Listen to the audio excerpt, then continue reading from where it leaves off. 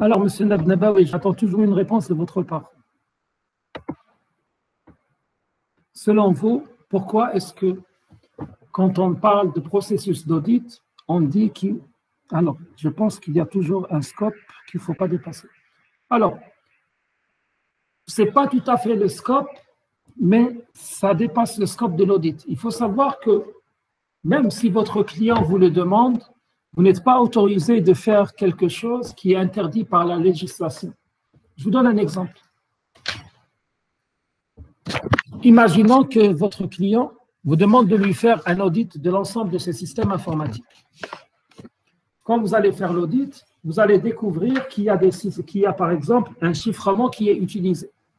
Quand vous allez tester le chiffrement utilisé, vous allez découvrir que c'est un chiffrement qui utilise par exemple du RSA 4096.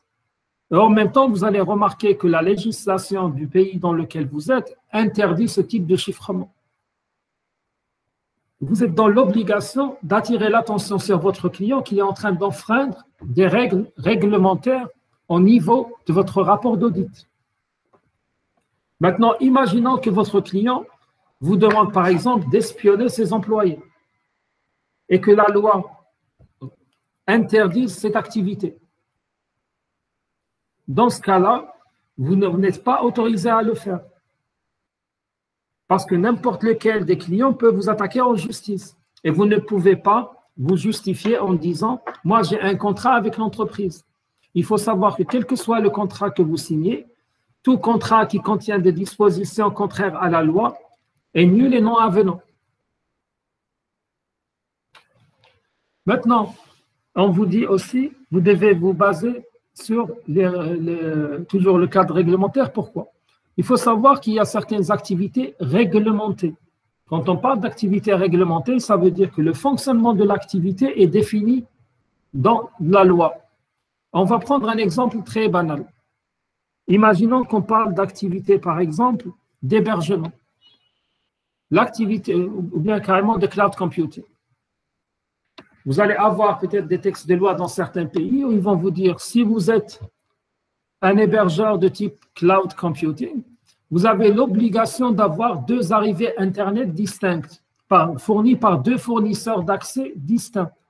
Si dans votre audit, vous remarquez que votre fournisseur a une seule arrivée Internet, là, vous allez lui dire tout simplement, vous n'êtes pas conforme à la réglementation en vigueur. Vous devez rajouter une 2e arrivée Internet. Parce que, par exemple, telle loi ou bien tel décret exige qu'un fournisseur de services cloud doit avoir 2 arrivées distinctes pour assurer la haute disponibilité, etc., etc. Donc, voilà pourquoi on parle de cadre réglementaire. La deuxième des choses, c'est que votre audit doit se baser sur les référentiels de bonnes pratiques existantes, ou bien ce qu'on appelle les best practices. Il faut savoir que pour chaque métier, vous allez avoir un référentiel de best practices.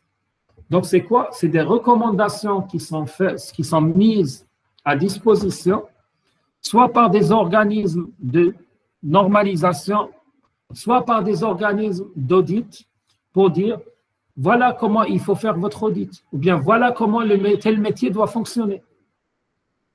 Le 3e point, c'est les benchmarks qui sont à votre disposition et l'expérience de l'auditeur lui-même. Il faut savoir qu'un auditeur expérimenté, c'est quelqu'un qui a déjà fait plusieurs audits, donc il a des mécanismes qu'il a pu adopter par lui-même, il a des méthodes qu'il a appris et il a des benchmarks, donc des études comparatives qui vont lui permettre d'améliorer la qualité de son travail.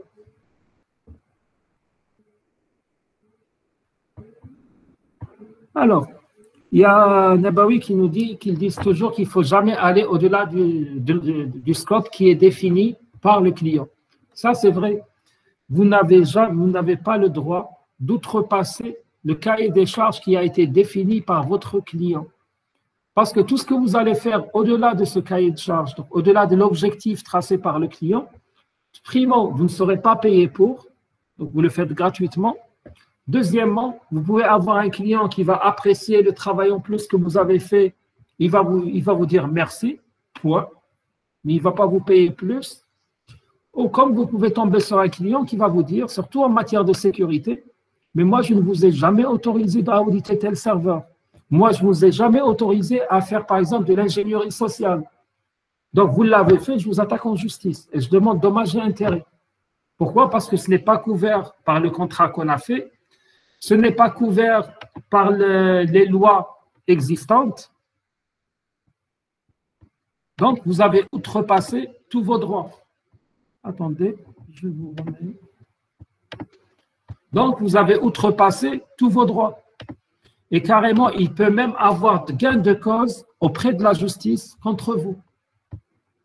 Tout comme n'importe quel employé pourra vous attaquer en justice, par exemple, si vous avez fait de l'ingénierie sociale contre lui et que ce n'était pas autorisé par le scope de votre recherche, de votre contrat. Alors, il faut savoir qu'un audit classique est composé d'un certain nombre de phases. Alors, la phase 1, alors on va commencer par étudier ou bien analyser l'environnement de notre système d'information. Alors, analyser l'environnement du système d'information, c'est quoi? C'est d'abord essayer d'analyser et d'identifier les applications et les produits, les différents modes de gestion qui sont utilisés, les relations entre les applications et les opérations qui y sont faites. On va essayer de recenser les actifs. Alors, par les actifs, c'est quoi? C'est tous les biens que possède l'entreprise. Alors, par bien, on parle de biens informatiques si c'est un audit informatique. Et on parlera de biens de manière générale si c'est un audit d'une autre nature.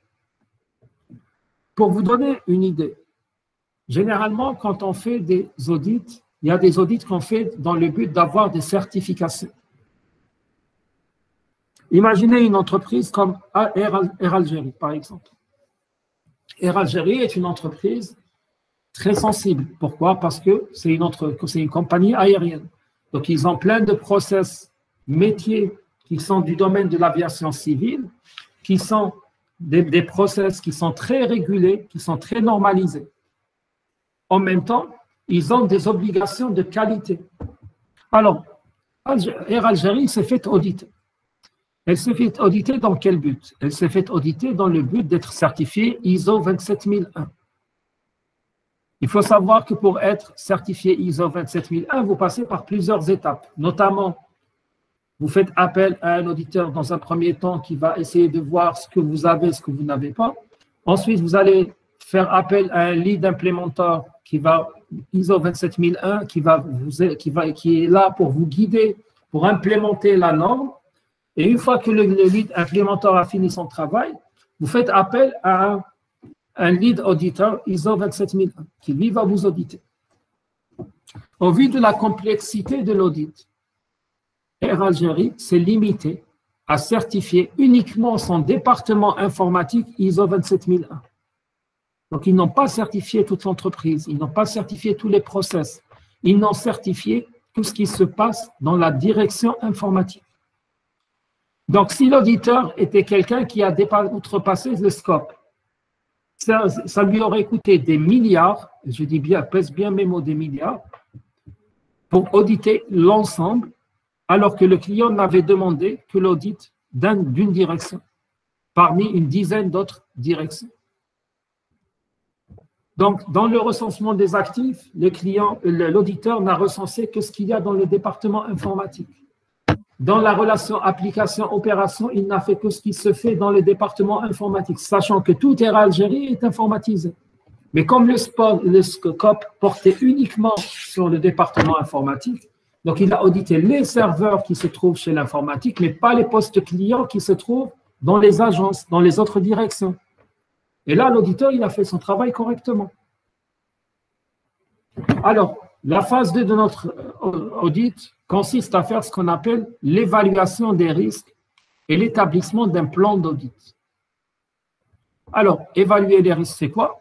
Alors maintenant, durant cette phase, l'auditeur, il sait quel est l'environnement. Donc, il sait qu'est-ce qu'ils ont comme application. Il sait ce que le client a comme produit. Il sait comment sont gérées ces applications et ces produits. Il connaît la relation qui existe éventuellement entre ces applications et les différentes opérations qui peuvent être menées par le client. Il connaît tous les actifs que possède son client. Donc là, vu qu'il a connaissance de tout ce qui existe, il peut évaluer la menace ou bien les risques qui pèsent sur cet existant. Alors, une fois qu'il a évalué la menace, c'est là qu'il peut établir un plan d'audit. Donc, un plan d'audit, c'est quoi? Donc, c'est une démarche qui va être définie par l'auditeur. Mais elle dépend de plusieurs facteurs. D'abord, elle dépendra du secteur d'activité. Vous n'allez pas auditer une entreprise informatique de la même manière que vous allez auditer, par exemple, un hôpital. Un hôpital, c'est plus sensible. Un hôpital contient des systèmes critiques qui mettent en péril des vies humaines. Une entreprise informatique, pas forcément. Tout dépend du chiffre d'affaires de l'entreprise. Pourquoi le chiffre d'affaires? Une entreprise qui va gagner 1 million de dollars par jour, vous n'allez pas l'auditer comme une entreprise qui gagnera 100 000 dinars par mois. Ils n'ont pas les mêmes moyens financiers, donc ils n'ont pas la même infrastructure, ils ne peuvent pas payer de la même manière. Donc le dimensionnement de votre équipe d'audit ne sera pas le même, l'effort fourni ne sera pas le même. N'oubliez pas une chose, tout effort mérite réconfort. Donc, si on ne vous paye pas assez, vous n'allez pas faire du travail gratuitement, surtout si vous êtes un auditeur externe et indépendant. Ça veut dire que vous avez un contrat qui vous lie à l'entreprise auditée. Et en vertu de ce contrat, vous allez définir un prix. Et le prix que vous allez définir correspondra à un effort. C'est comme ça que vous allez le quantifier. Donc, pour pouvoir donner un prix, tout dépendra du chiffre d'affaires de l'entreprise. Vous allez avoir une entreprise qui va accepter d'être auditée au prix de 100 000 dollars et vous allez avoir une entreprise, si vous lui dites, voilà, je vous audite à 5 000 dollars, elle va vous dire, non, c'est trop cher, je ne peux pas. Je ne peux pas me permettre.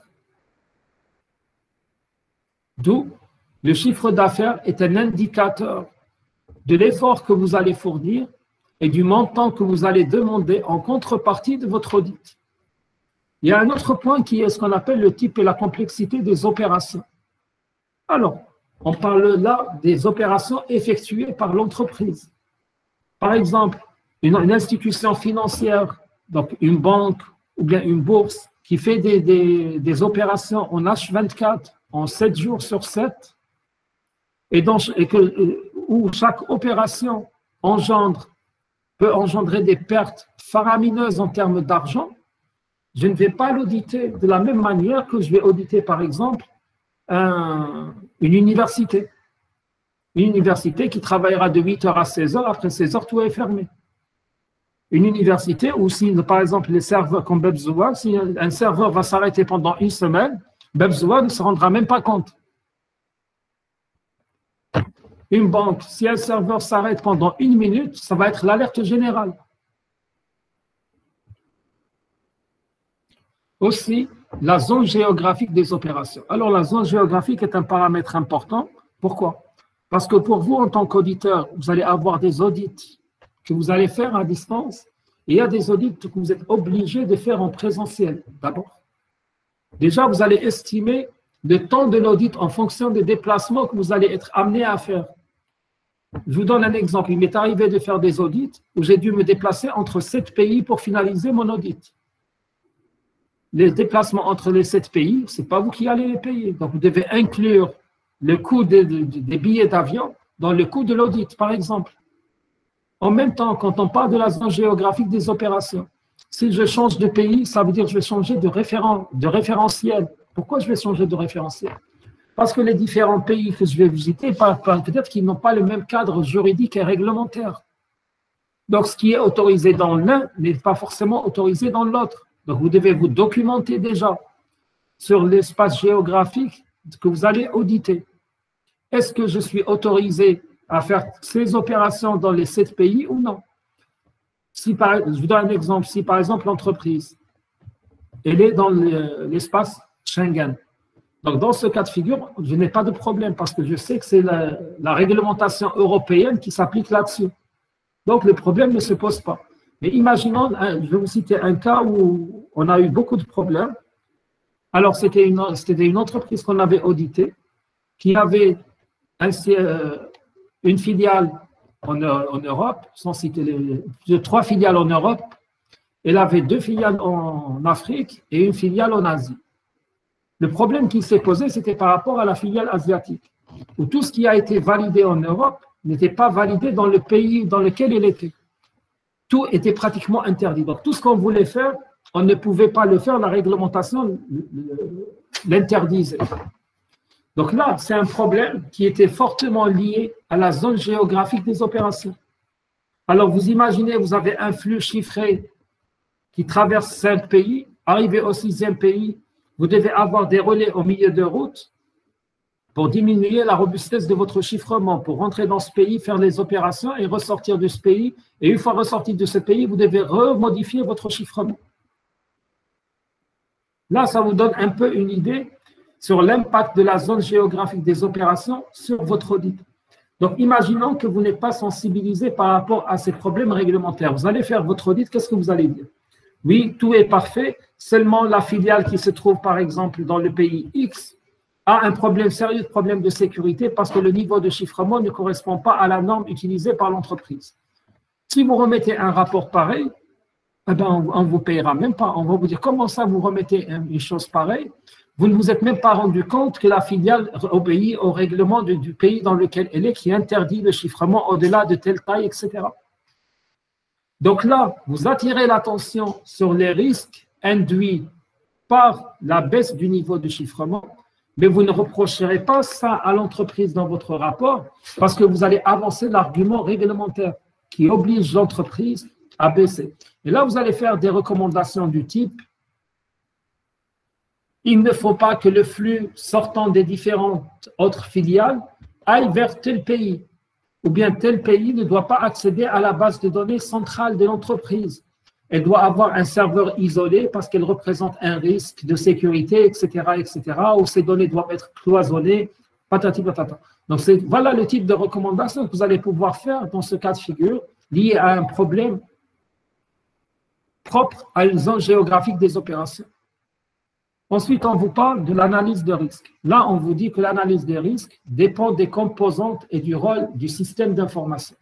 Par exemple, les technologies utilisées, la complexité, l'architecture, le niveau de personnalisation des applications.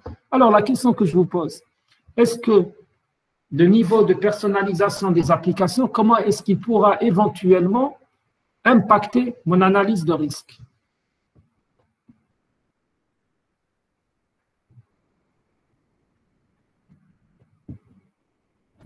Alors, à qui on va poser la question?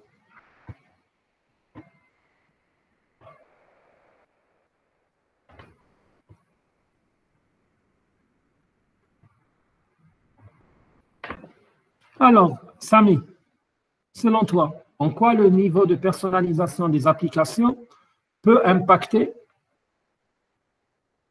ton processus d'audit?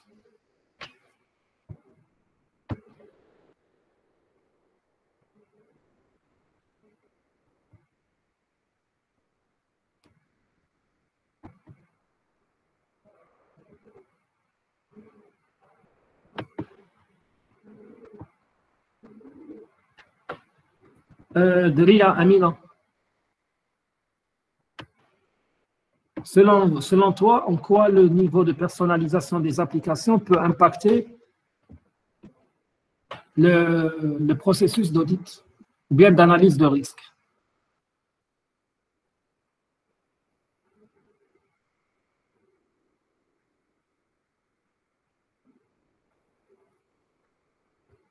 Mademoiselle Delia, est-ce que vous êtes là? Vous m'écoutez? Je vous entends, vous pouvez écrire quand vous pouvez parler. Allez-y.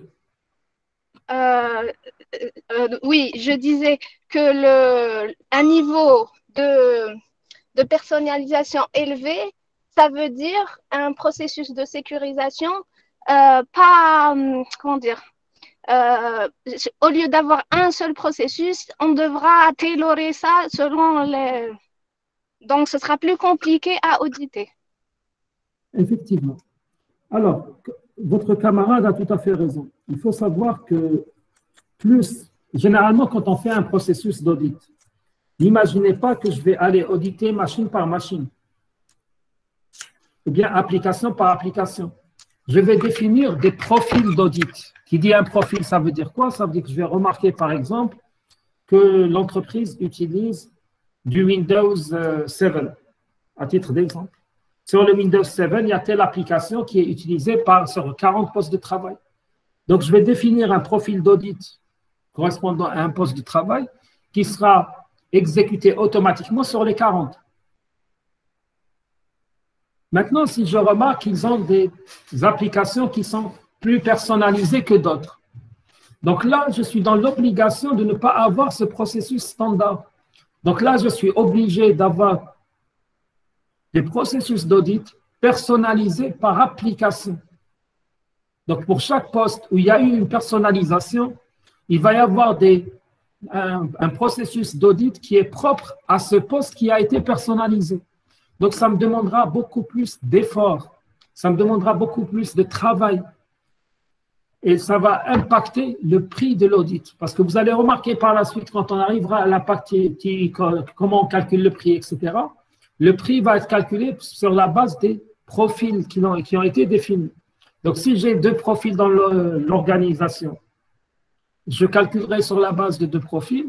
Si je dispose de 60 profils, le coût de l'audit sera beaucoup plus important.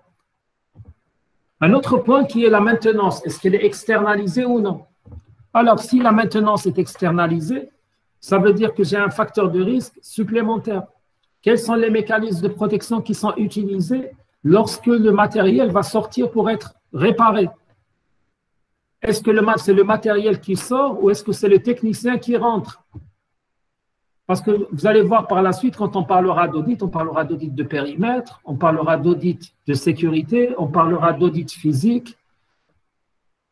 Maintenant, si c'est l'équipement qui sort, comment est-ce qu'il va sortir? Est-ce qu'il va sortir dans sa globalité? Il y a des entreprises, par exemple, quand un équipement tombe en panne, ils vont automatiquement enlever le disque dur. Ils vont envoyer l'équipement à réparer, mais sans son disque dur. Ils vont vous dire, le disque dur reste chez nous. Si le disque dur tombe en panne, on le détruit et on envoie l'équipement à réparer. Il y a d'autres qui vont vous dire, non, c'est le technicien qui vient, mais il n'a pas le droit de faire entrer avec lui aucun support. Et il va rester sous surveillance. Et il y a d'autres entreprises, ils battent le PC, le disque dur, les données, les mots de passe, ils battent en réparation. Ensuite, vous allez trouver toutes les données d'entreprise sur Facebook. Et il y a un autre point important, c'est ce qu'on appelle le niveau d'évolution annuel du système d'information. Il faut savoir que le système informatique ou le système d'information, c'est un organisme vivant qui évolue avec le temps. Quand on parle d'évolution, on parle d'évolution en termes de données, en termes de fonctionnalités et en termes de déploiement géographique. Une entreprise est amenée à grandir. Si l'entreprise grandit, ça veut dire qu'elle va avoir de nouvelles filiales. Si elle a une nouvelle filiale, ça veut dire que mon réseau va grandir. Ça veut dire que je vais avoir plus d'équipements, plus de logiciels. Si je fais un meilleur chiffre d'affaires, ça veut dire que je vends plus, je produis plus. Donc, j'ai plus de données dans mes systèmes, etc.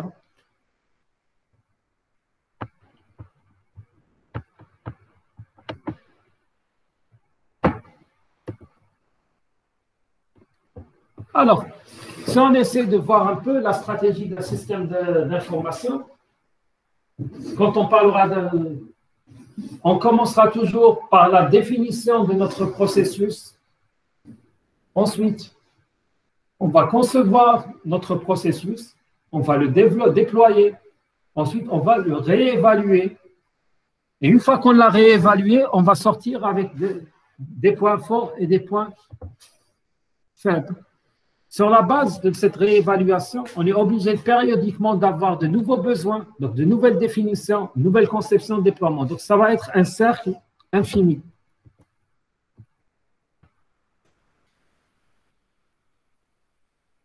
Alors, il faut savoir que généralement, on parle aussi de modèles d'audit des systèmes d'information. Alors, quand on parle de modèle, un modèle, c'est quoi? C'est tout simplement une base de données qui va contenir des étapes à suivre. Donc, si vous voulez, une référence. C'est ce qu'on appelle en anglais pattern. Donc, un modèle d'audit de besoin va vous permettre tout simplement d'élaborer et d'avoir l'approbation d'un projet informatique. Alors, quand est-ce qu'on va faire l'audit de besoin? L'audit de besoin, c'est quoi? c'est essayer d'analyser les besoins pour savoir est-ce qu'on a besoin de réaliser un projet informatique ou non. Donc là, qu'est-ce qu'on va faire? On va tout simplement analyser l'existant. Ensuite, on va déterminer la cible. Donc là, si vous voulez, ce n'est pas un audit de sécurité. D'accord? Là, on est en train d'essayer de brasser large pour voir quels sont les différents types d'audits qui peuvent exister d'abord. Ensuite, nous avons ce qu'on appelle le modèle d'audit de découverte des connaissances. Donc là, on va essayer de valoriser des données et des connaissances pour aboutir à un montage d'un système d'information décisionnel. Alors, qui peut me dire c'est quoi un système d'information décisionnel?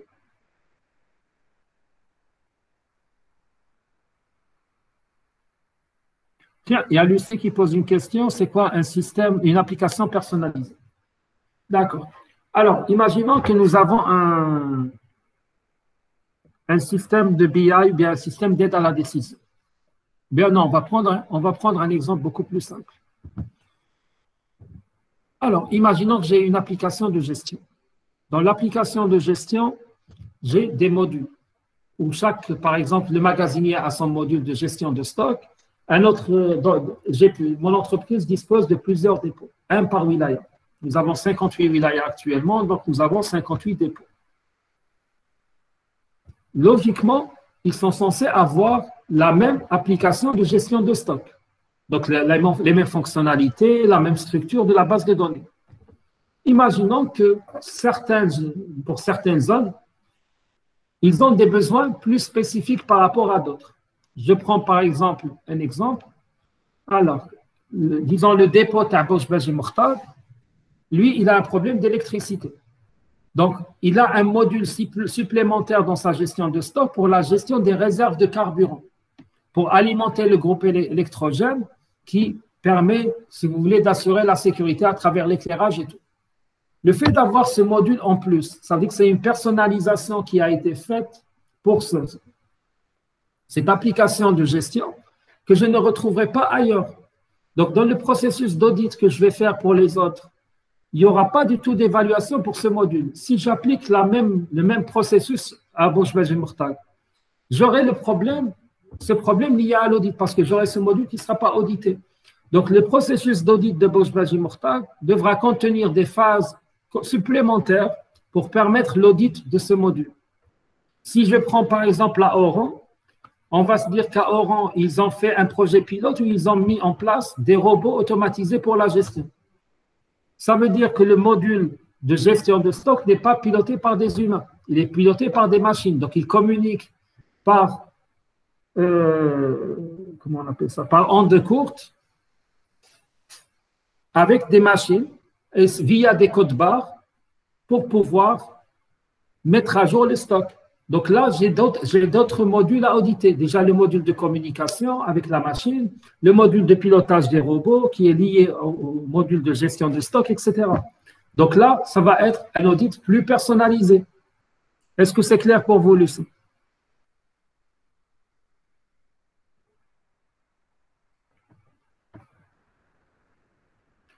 Alors, on était en train de parler du modèle d'audit de découverte des connaissances. Donc là, l'idée, c'est quoi? C'est tout simplement essayer de valoriser, de chercher quelles sont les connaissances qui existent dans une organisation.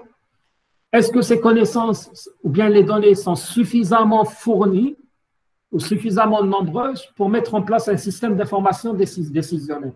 Ou bien, il n'y a pas assez de données pour mettre en place ce système d'information.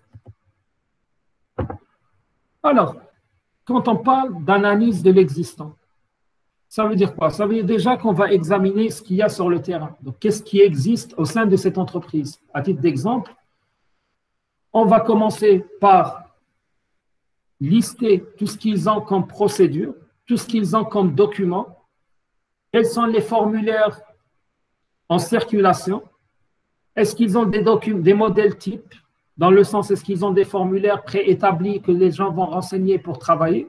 Et là, on va sortir avec ce qu'on appelle des logigrammes, ou bien des graphes relationnels dans lesquels on va mettre, par exemple, procédure 1, on input, j'ai tel document qui doit passer par tel service 1, ensuite qui le modifie de telle manière, service 2 qui va le valider en le signant, service 3 qui va faire telle ou telle chose.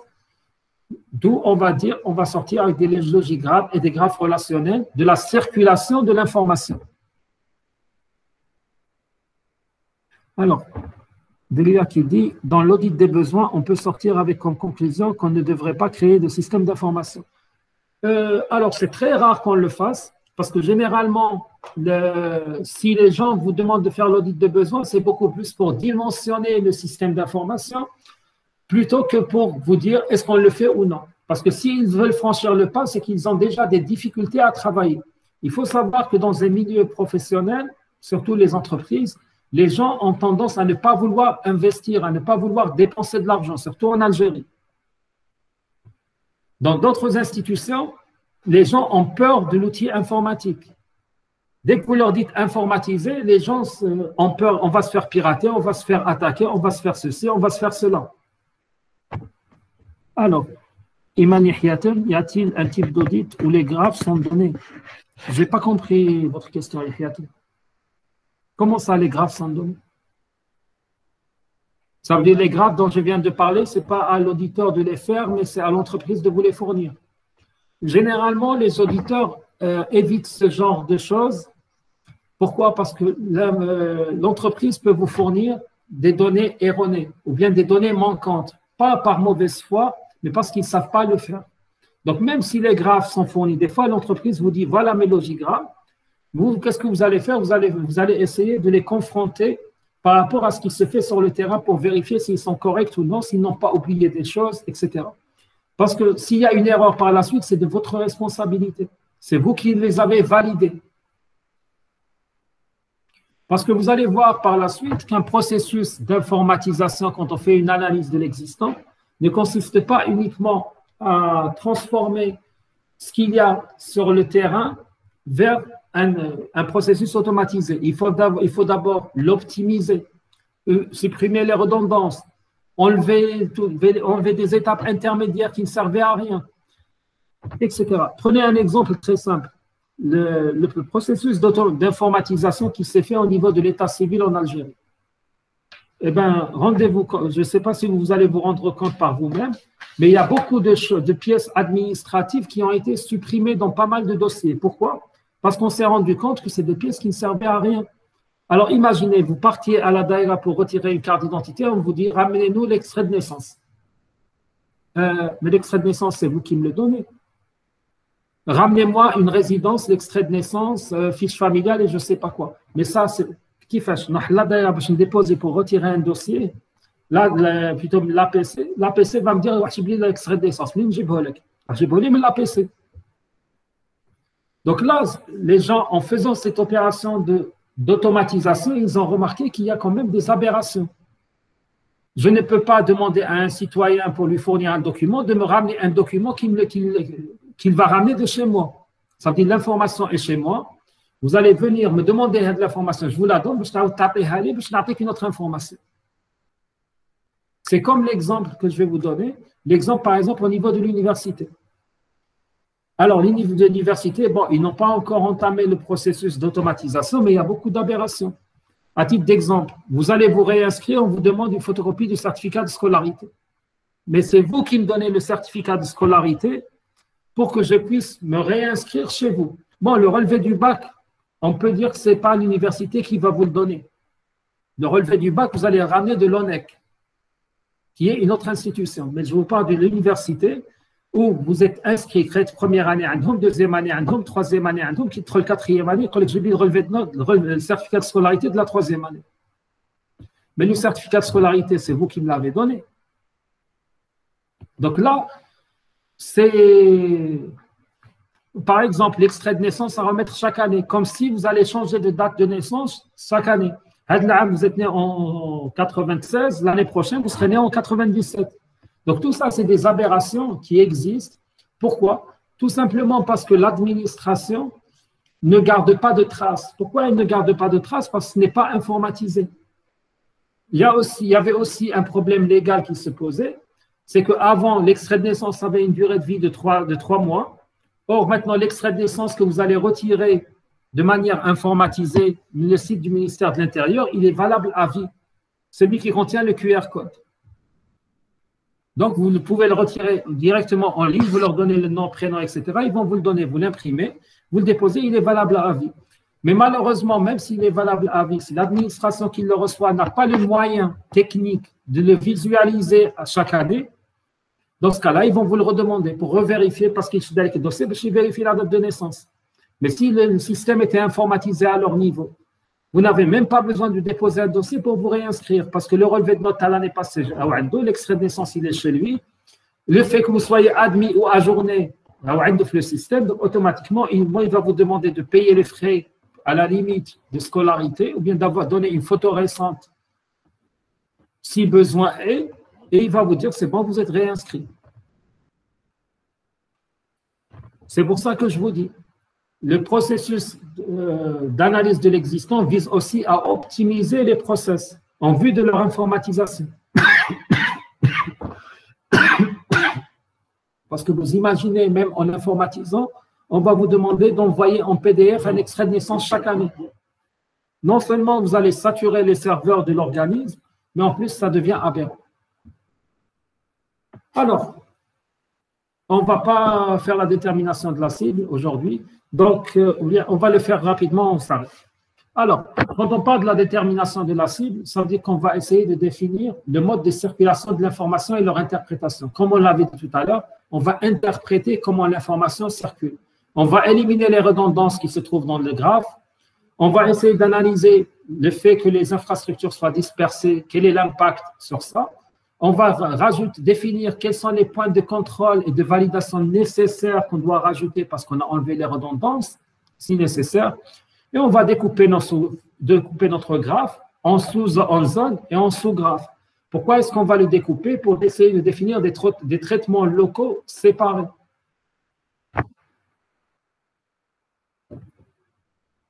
Bon, je pense qu'on va arrêter là pour aujourd'hui. Il est déjà 4